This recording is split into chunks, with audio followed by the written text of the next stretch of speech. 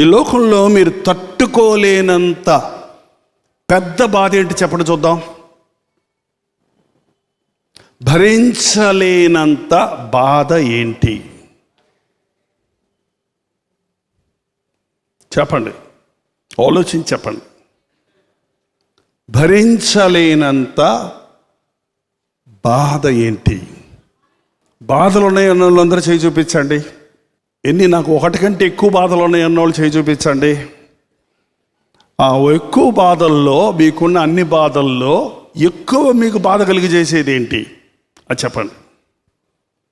చెప్పండి. మీ ప్రాక్టికల్, మీ లైఫ్లో నుంచి కావాలి, బయట నుంచి వద్దు, జనరల్గా వద్దు. ఏదమ్మా? అనారోగ్యం. ఇంకా ఆర్థిక ఇబ్బందులు. Very good. ఇంకా పురుషులకి లేవా? ఏదండి? మోసగించబడటం. ఓకే, ఎస్, కరెక్ట్, మోసగించబడటం. ఇంకా పేరెంట్స్ లేకుండా ఆదరించేవాళ్ళు లేకపోవటం. Very good. అనాథలుగా ఉండటం. ఇంకా కన్న బిడ్డలు చనిపోయినప్పుడు కడుపు కాలిపోద్ది. ఇంకా ఏదమ్మా? తెలియని తప్పుకి, చేయని తప్పుకి నిందించబడటం. Very good. చూసారా ఎంత స్టఫ్ ఉందో మీ దగ్గర? నా ప్రసంగాలు ఎక్కడి నుంచి నేర్చుకుంటున్నాను అనుకుంటున్నారు? మీ దగ్గర నుంచే.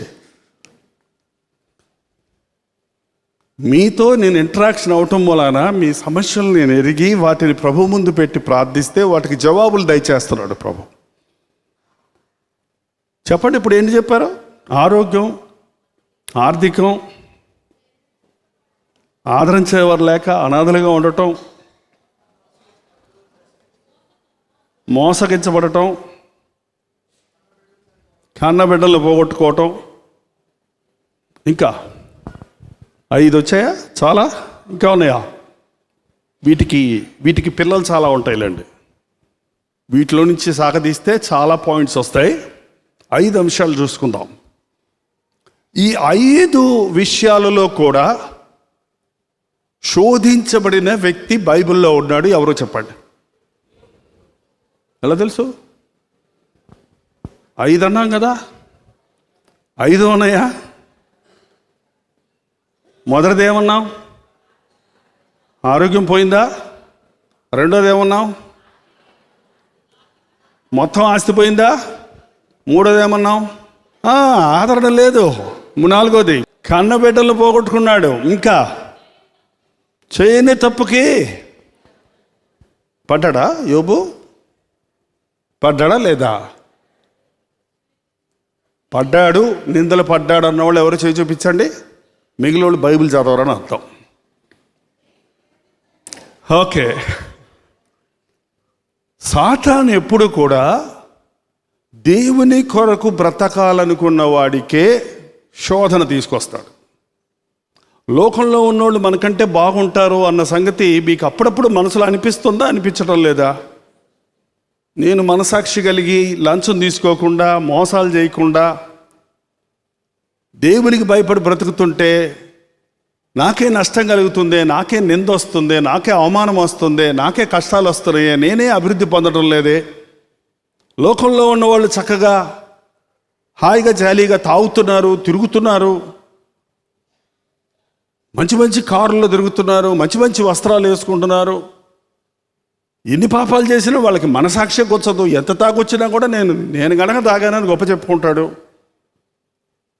ఏంటండి అని వాళ్ళని చూసినప్పుడు మనకి ఏమనిపిస్తుంది? దేవుని కోసం బ్రతకాలనుకున్నోడిని ఎట్లా పగ్గమేసి లాగాలా, ఎట్లా ఆటంకపరచాలా అన్నది సాతాను ధ్యేయం. యోబుని గురించి దేవుడే చెప్పాడు. ఏమని చెప్పాడు? యోబు 1వ అధ్యాయం 1వ వచనం చదవండి. ఒక మనుష్యుడు ఉండను, అతడు ఒక మనుష్యుడు అంటే అతని గురించి పెద్ద దైవజనుడనో, లేకపోతే పెద్ద ప్రవక్తనో, లేకపోతే పెద్ద గొప్ప ధనవంతుడనో చెప్పలేదు. అతని గురించి ఒక మనుష్యుడు, అతను అంతే, ఒక మనిషికి వచ్చే బాధలన్నీ యోబుకు వచ్చాయి. మనిషిని సాతాను శోధించగలిగినన్ని విధములుగా యోబును శోధించింది సాతాను. మనుష్యుడుండెను, అతడు యథార్థపరుడు, న్యాయవంతుడు, దేవుని యందు భయభక్తులు గలవాడు చెడుతనం నిశ్చయించు. 4 డిగ్రీలు ఇచ్చాడు దేవుడు అందరికి. ఇంకెక్కడ ఎవరికీ లేదంత ఇంత పెద్ద డిగ్రీ. యథార్థపరుడు, ఉన్నట్టుగా ఉండేవాడు, న్యాయవంతుడు, న్యాయం జరిగించేవాడు, అన్నిటికంటే ముఖ్యం దేవునికి భయపడేవాడు, మనుషులకు భయపడేవాడు కాదు. దేవుని యందు భయభక్తులు గలవాడు, చెడుతనాన్ని, పాపం అంటే అసహించుకునేవాడు. ఇవి కలిగి ఉన్న వ్యక్తి ఎంత గొప్ప భక్తుడో ఇంక ఏ వంక పెట్టలేము అందులో. మనం ఏదైనా తప్పు చేసినప్పుడు ఆ తప్పుని తీసుకెళ్ళి సాతాను దేవుని ముందు చూపిస్తాడు. ఇదిగో మలిన వస్త్రములు వేసుకున్నాడు చూడు యెహోషువ అని చెప్పాడు ఒకసారి. ఇతని గురించి ఏం చెప్పలేకపోతున్నాడు సాతానుడు. అందుకని ఏమన్నాడు, యోబు ఊరకనే దేవుని యందు భక్తి గలవాడై ఉన్నాడా?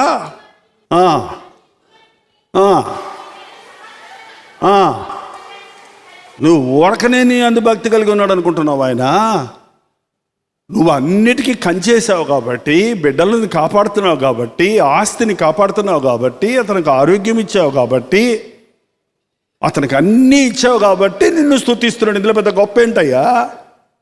అతనికి కావాల్సినవి అన్నీ ఉన్నాయి కాబట్టి ఇంకేది, ఇంకా మోసం చేయటం లేదు, అన్యాయం చేయటం లేదు, పాపం చేయటం లేదు. దేవుడు నీ సంతోషం ఇచ్చావు, నీ దీవెని ఇచ్చావు, నీ కాపుదలు ఇచ్చావు అని పితూరు చెప్తుంది, ఫిర్యాదు చేస్తుంది. ఎవడు? సాతానుడు. అందుకు ఇంకేమన్నాడు చూడండి. నువ్వు చేయి చాపి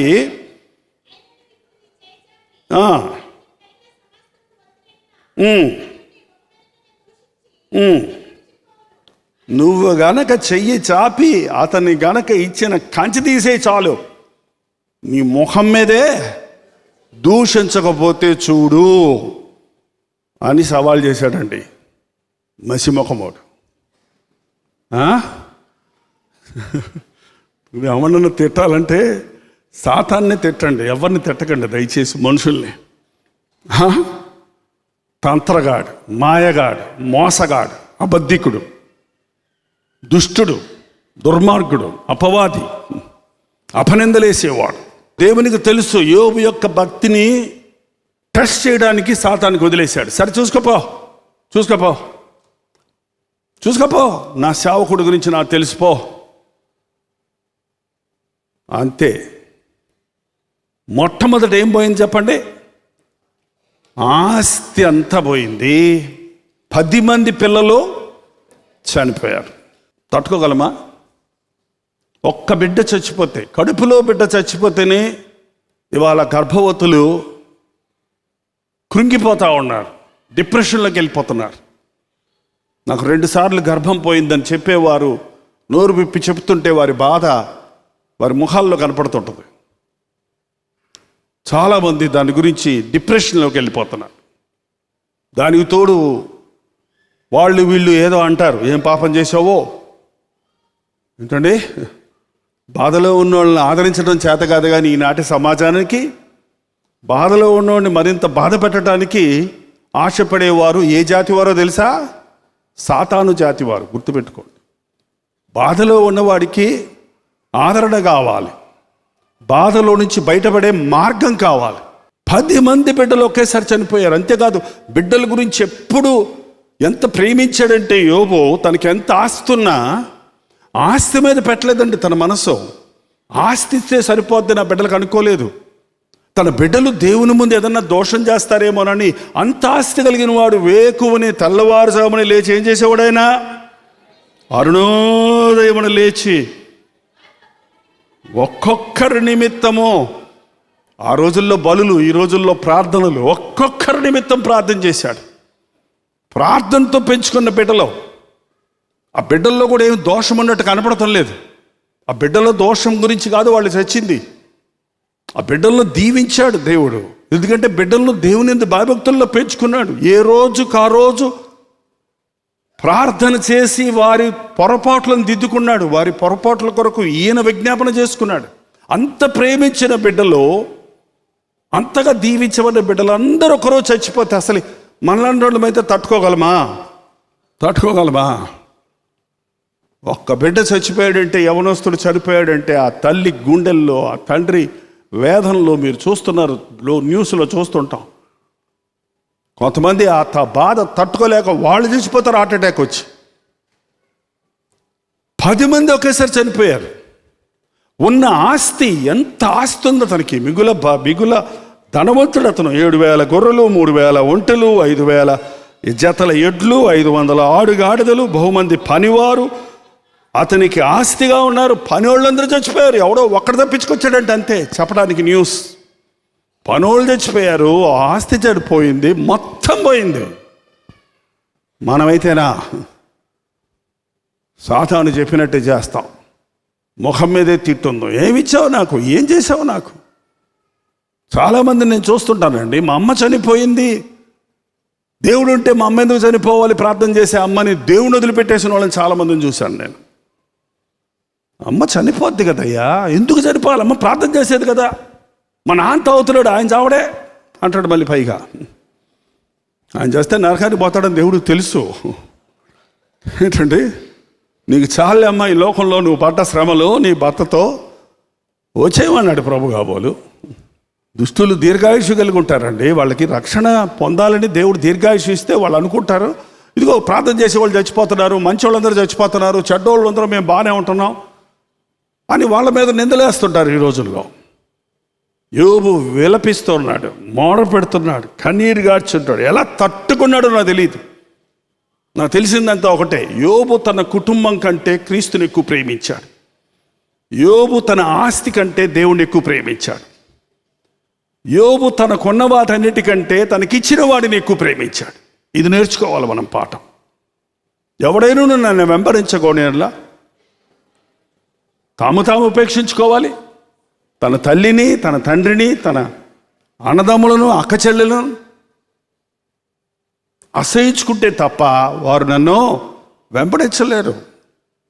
భార్యకు మొదటి స్థానం ఇచ్చిన ఆదాము ముప్పు తెచ్చిపెట్టాడు మనందరికీ. నయోమి భర్త మాటకు లోబడింది. వెళ్దాం పద అంటే పద అంది. బెత్లెహేములో ఉన్నాం మనం, ఆశీర్వదించబడిన స్థలంలో ఉన్నాం. మోయాబు శపితమైన దేశం. వద్దండి, అక్కడ మనకు సహవాసం ఉండదండి, వాక్యం ఉండదండి, మన దేవుడు మనల్ని వదిలిపెట్టడు. బెత్లెహేము అంటే రొట్టెలిల్లు, కరువెందుకు వస్తుంది అని అడ్డగించుండొచ్చు. ఆ భర్తకు ప్రాధాన్యత ఇచ్చి బయలుదేరిపోయింది. ఏమైందండి? 2 బిడ్డలను పోగొట్టుకుంది, భర్తను పోగొట్టుకుంది, విధవరాలిగా మిగిలిపోయింది. యోబు దేవుణ్ణి ప్రేమించాడు. ప్రతి వ్యక్తి ఈ రోజున మనం గుర్తుపెట్టుకోవాలని మన జీవితంలో యేసు ప్రభువుకి అడ్డంగా ఏదొచ్చినా పక్కన పెట్టాల్సిందే. అది ఉద్యోగం కానీ, డబ్బు కానీ, బిడ్డలు కానీ, ఆస్తి కానీ, భార్య కానీ, భర్త కానీ. మొదటి స్థానం దేవునికే, తర్వాత ఎవరైనా. మొదటి స్థానం దేవునికి, తర్వాత ఒక భార్యకు భర్త, భర్తకు భార్య, తర్వాతే తల్లిదండ్రులకు బిడ్డలు. ఒక్క రోజులో మొత్తం పోయింది, ఆస్తి అంతా పోయింది. కానీ యోబు తప్పు చేయలేదు. ఏం చేశాడండి? యోబు దేవుణ్ణి నేను తల్లి గర్భంలో నుంచి దిగంబరిగానే వచ్చితని, దిగంబరిగానే వెళ్ళేదను. యెహోవా ఇచ్చెను. అయ్యా, నేను వచ్చేటప్పుడు, పుట్టేటప్పుడు నా భార్యను, బిడ్డలను, ఆస్తులు, గొడ్లు, ఎడ్లు పట్టుకొని వచ్చానా? తల్లి గర్భంలో నుంచి నేను ఈ లోకంలోనికి వచ్చినప్పుడు కట్టుగుడ్డలు కూడా లేవు కదా నాకు. దిగంబరుగా నేను ఈ లోకంలో చచ్చినప్పుడు నేను ఈ లోకంలోంచి ఏమన్నా తీసుకెళ్తానా? ఈ లోకంలోంచి ఏమన్నా ఒక చీపురు పుల్లన్న పట్టుకెళ్ళగలమా మనం? నువ్వు సంపాదించిన డబ్బులు కానీ, నీకున్న పేరు ప్రఖ్యాతులు కానీ, ఏమన్నా పేరు ప్రఖ్యాతులు పరలోకాన్ని తీసుకెళ్తుంటే పోనీ అనుకోవచ్చు, అది కూడా వెళ్ళవు. ఇక్కడ నీకు వచ్చిన పేరు ప్రఖ్యాతులు పరలోకంలో లెక్కల్లోనికి రావు. దేవునికి స్తోత్రం అన్నాడు. దేవుడు అన్నాడు, చూసావా నా యోబు, నా సేవకుడైన యోబు చూసావా? 2వ అధ్యాయం 2వ వచనం. ఇటు అటు తిరుగుతూ వచ్చానంది. 3వ వచనం.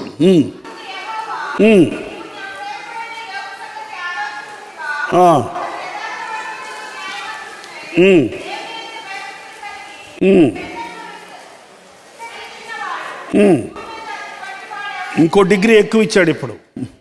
ఇంకో డిగ్రీ, ఇందాక 4 ఇచ్చాడు, ఇప్పుడు ఏమిచ్చాడు? భూమి యందు అటువంటి వాడు ఎవడనో నిష్కారణంగా నీవు అతన్ని నిష్కారణంగా నా సేవకుడిని పాడు చేయాలనుకున్నాడు. నిష్కారణంగా నీవు నా సేవకుడిని బాధ కలుగు చేశావు. నిరూపిస్తాను, నా సేవకుడైన యోబు వంటి వాడు భూలోకమందు మరొకడో లేడు.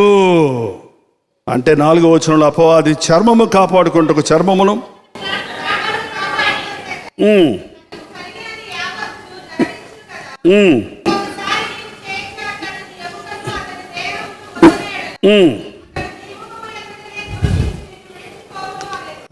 ఊరుకా దేవుడా ఊరుకా. ఆరోగ్యమే మహాభాగ్యం.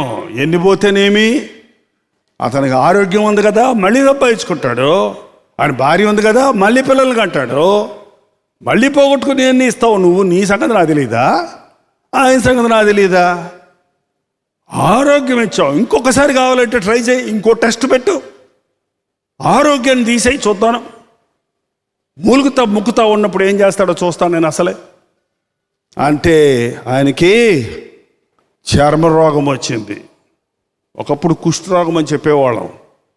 కుష్ఠరోగం దొరదరాదండి. దొరదొచ్చే రోగం ఏంటో తెలుసా? ఇప్పుడు బాగా తెలుసా అందరికీ, చాలామందికి మొదలుపెట్టింది ఇప్పుడు ఈ వాతావరణ పరిస్థితులకి. సోరియాసిస్, పిచ్చులుగా ఊడిపోతుంటుంది తోలంతా.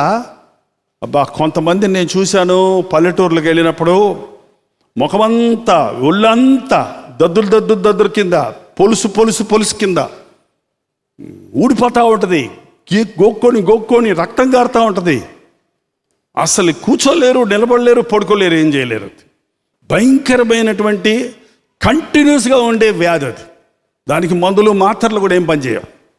అటువంటి రోగంతో అసలే పిల్లలు పోయారని బాధ, ఆస్తి పోయిందని బాధ. అంత బాధలో కనీసం ఆరోగ్యం ఉంటే పర్వాలేదంటే ఆ వేదనలో కూర్చొని, బూడిదలో కూర్చొని గోక్కుంటున్నాడంట బూడిద వేసుకోవాలి. అప్పుడు బూడిదే, మరి బూడిదంటే యాంటీబయాటిక్ అండి. బూడిదంటే అది భస్మం అయిపోద్ది కాబట్టి దాంట్లో ఇన్ఫెక్షన్ ఏమీ రాదు. మందులు వాడొద్దు అంటారే కానీ పూర్వకాలం మందులు ఉండే. నేను నీలగిరి కొండల్లో సేవ చేస్తున్నప్పుడు ఎవరికైనా దెబ్బ తగిలితే అక్కడ మందులు మోకలు ఏముండవు. ఏం చేస్తారు తెలుసా? వాళ్ళు పేడ వేసుకొని కట్టుకుంటారు. పేడ కూడా యాంటీబయాటిక్ తెలుసా మీకు? పల్లెటూరులో పేడ పెట్టి ఇల్లు అలుక్కుంటారు. ఎందుకు? ఏం ఈగలు దోమలు రావు అక్కడికి. బూడిదలో కూర్చొని గోక్కుంటున్నాడు. డాక్టర్ లేడు, మందులు లేవు, మనసుకు నెమ్మది లేదు, శరీరంలో బాధ తట్టుకోలేకపోతున్నాడు. నాకు చెప్పారు కొంతమంది శరీరంలో బాధని.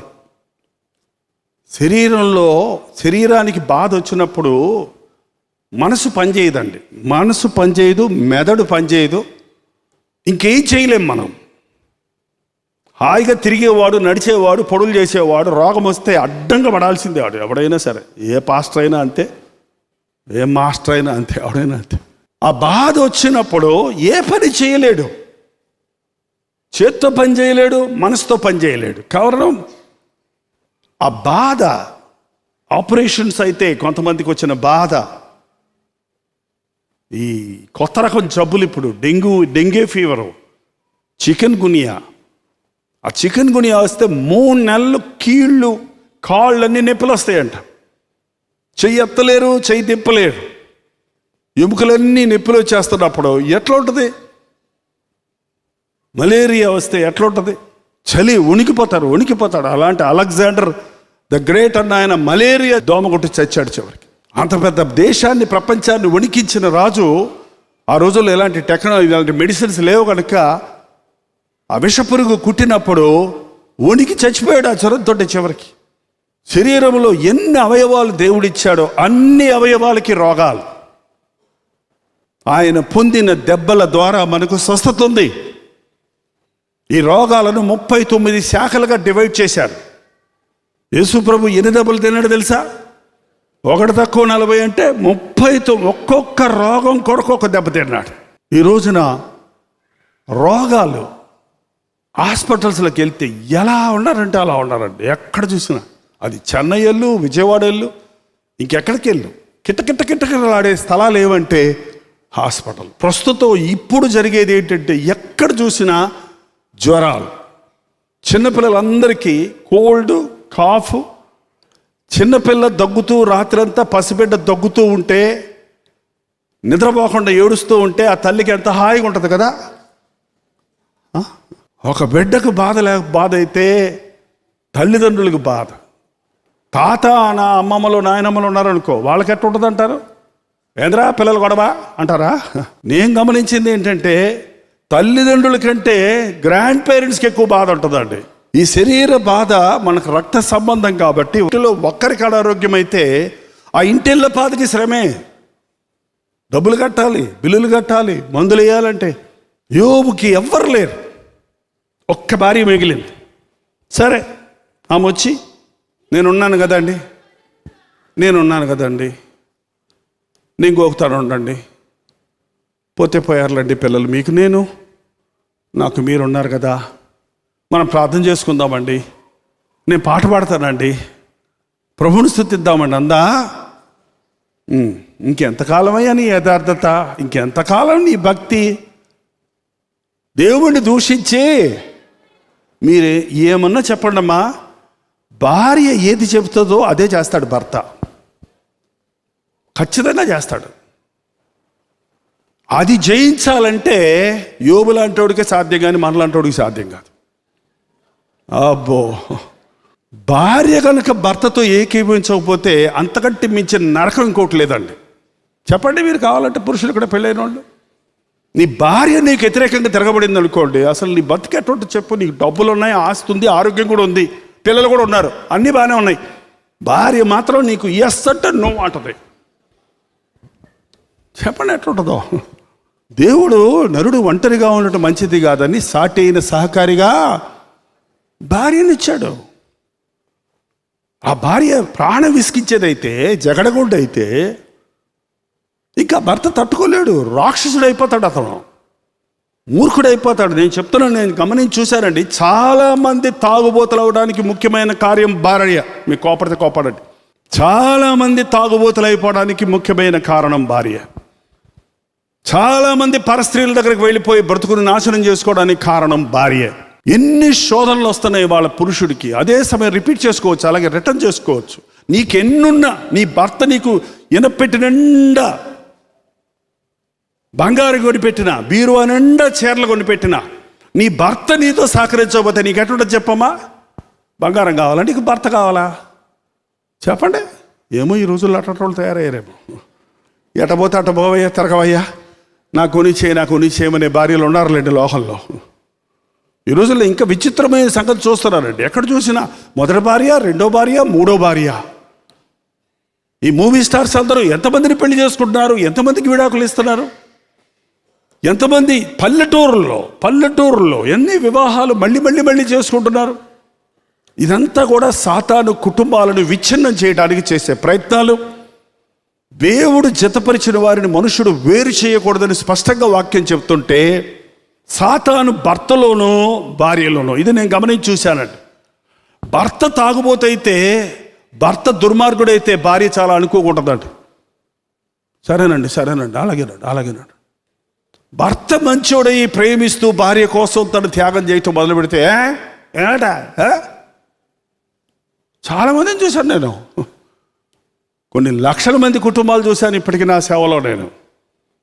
వాళ్ళు వచ్చి వారి కష్టాలు, వారి సమస్యలు చెప్తున్నప్పుడు నాకు అర్థమైంది ఏంటంటే, నీ యొక్క ప్రేరేపణ వలన భర్తను తప్పుదారి పట్టించుకున్నావు. వాడు తప్పుదారికి వెళ్ళి తప్పు చేస్తున్నప్పుడు అప్పుడు నువ్వు భయపడుతున్నావు, అప్పుడు నువ్వు లోపడుతున్నావు. కాబట్టి ఈ లోపల ఏమైపోయింది, అతని జీవితం నాశనం అయిపోయింది. నీకు జీవితం కుటుంబం కట్టుకోలేవు ఇక నువ్వు.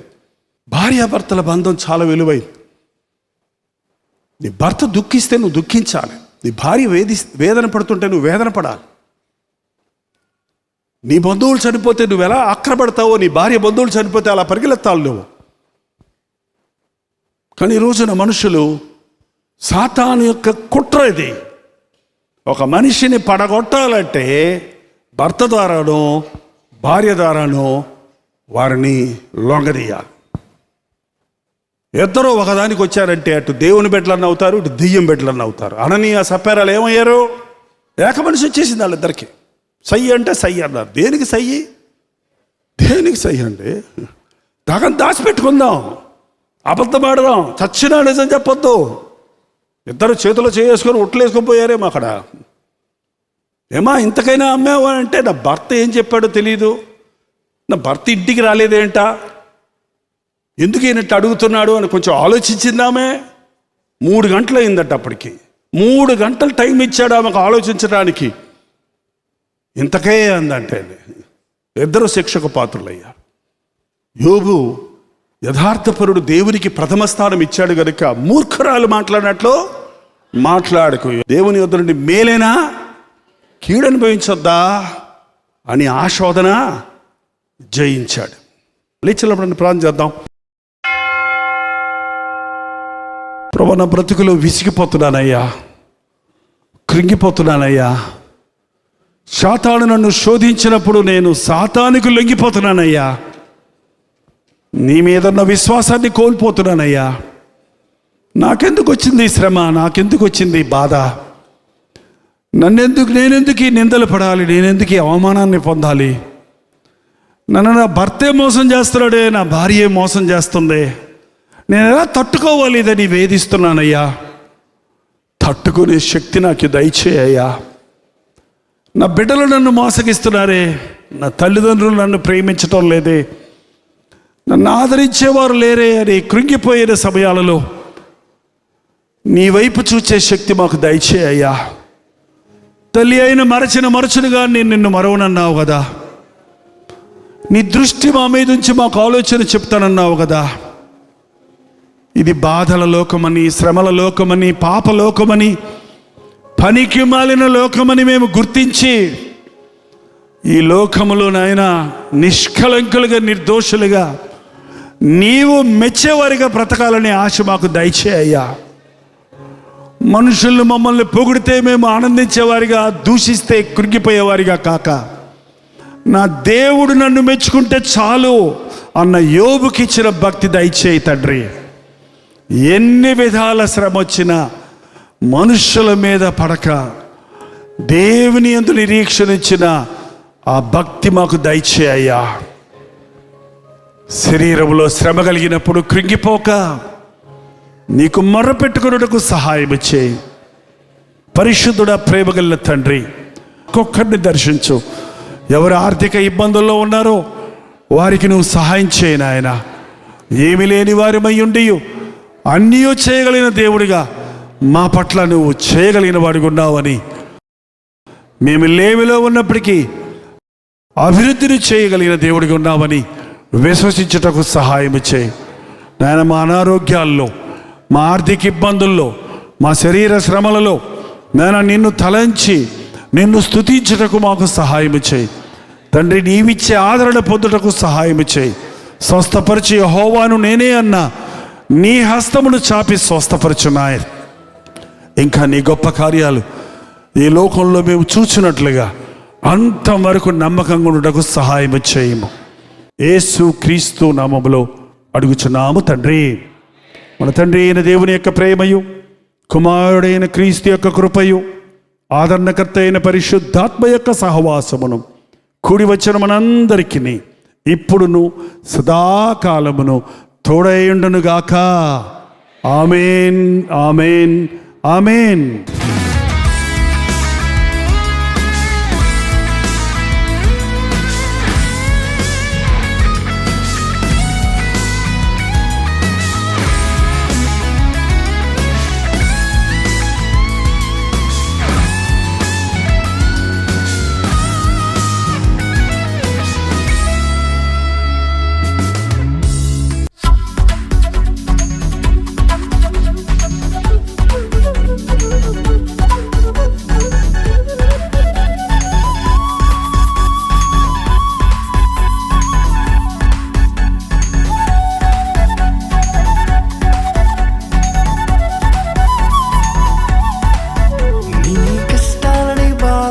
శ్రమలన్నీ తీర్చే అనాథుడు యేసే. నీ కష్టాలని బాధలన్నీ శ్రమలన్నీ తీర్చే అనాథుడు యేసే.